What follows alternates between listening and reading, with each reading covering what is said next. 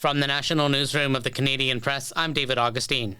The union representing Air Canada's flight attendants says bargaining talks continue ahead of a potential countrywide work stoppage this weekend.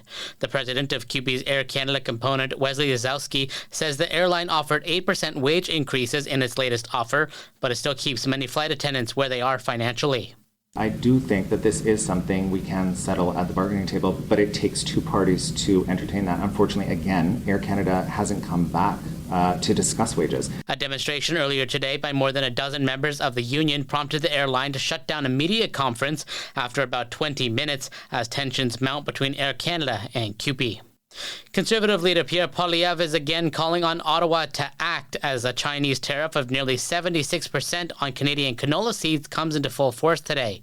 Poilievre is repeating his calls for Prime Minister Mark Carney to cancel a $1 billion federal loan given to BC Ferries, which is purchasing Chinese-made ships, accusing the Prime Minister of not caring about farmers. He doesn't care about Western Canadian producers. You know, I had my team check his Twitter account. He hasn't tweeted a single thing about canola, yet he's been able to tweet about International Cat Day. Canada's agriculture and international trade ministers have said they remain ready to speak constructively with Chinese officials to address trade concerns. The Supreme Court of Canada will not hear the sentencing appeal of a man who opened fire in Toronto's Eaton Centre Mall in 2012, killing 2 people and leaving several others injured. Christopher Husbands was found guilty in 2019 of 2 counts of manslaughter in the deaths of Ahmed Hassan and Nixon Nirmalendran.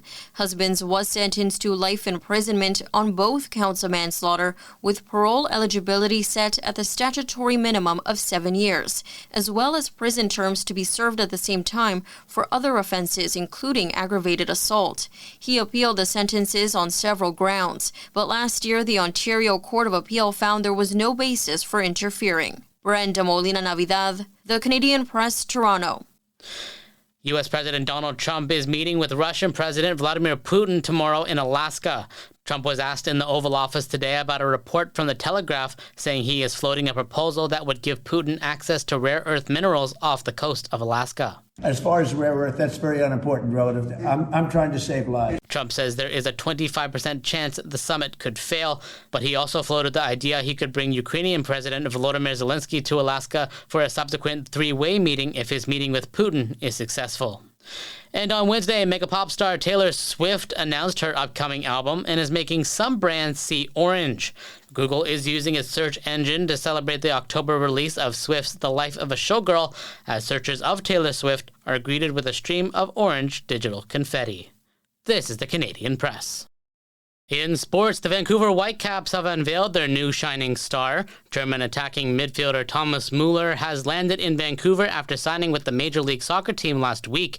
He says the Whitecaps have an opportunity to do something special. I want to take my part in this journey with Jesper and the team, and then we will see what's coming end of the season. Müller is expected to make his debut Sunday when the Whitecaps host the Houston Dynamo. In the MLB, the Blue Jays continued their series with the Chicago Cubs this afternoon in Toronto. The game was tied until the 6th inning when the Cubs hit a solo home run to take the 1-0 lead, but that wouldn't last long after Vladimir Guerrero Jr. stepped up to the plate. In the air to left center and will hit. Gone! Vladdy put the Jays up 2-1, and they would go on to win with that score. From the Canadian Press, I'm David Augustine. Thanks for listening. Don't forget to follow and subscribe. For more of today's top stories, visit thecanadianpressnews.ca.